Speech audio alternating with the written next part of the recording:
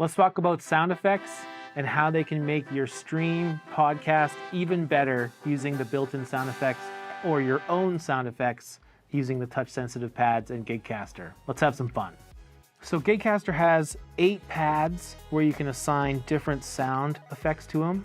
Hot little tip, if you want to know what buttons are assigned to which, you can swipe the screen to reveal what these pads do.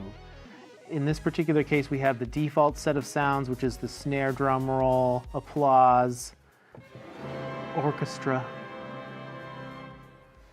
all of which are made to add a little spice, a little bit of zing to your podcast or live stream. Like I said, you can assign these to any type of sound. You can load them via the editor.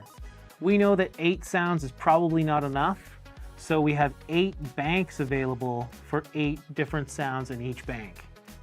You can customize these banks to whatever you want, and you can add your own sounds via the editor. We have a large amount of built-in sounds available for you to choose from. Let's check out some of them now.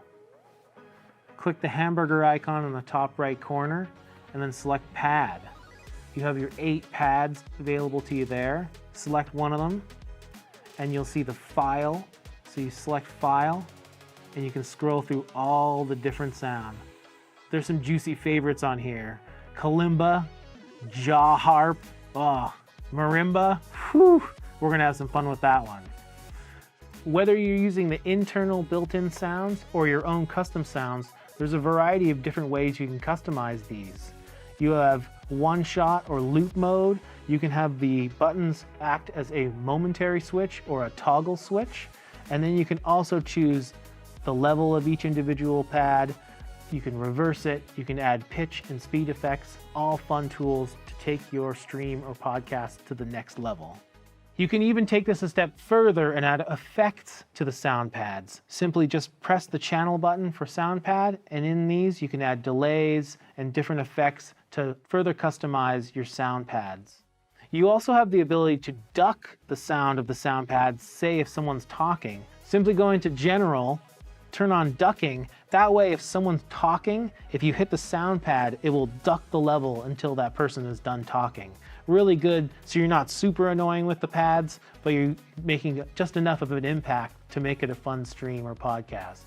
So that's the sound pad function of Gigcaster. Pressing the effects button will change the pads over to adjusting parameters that you've set up in Gigcaster.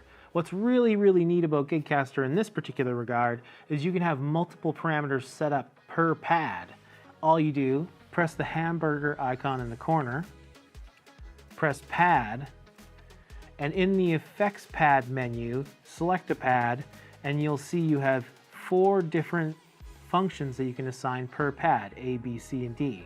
Select the category, the function, all your different settings, and you can have multiple things happen at once by the press of one pad.